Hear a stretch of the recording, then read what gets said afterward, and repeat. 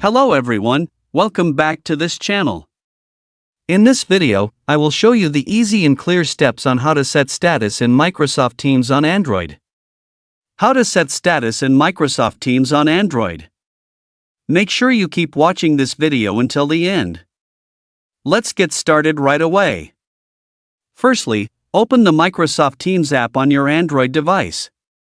This is the initial screen of the Microsoft Teams app.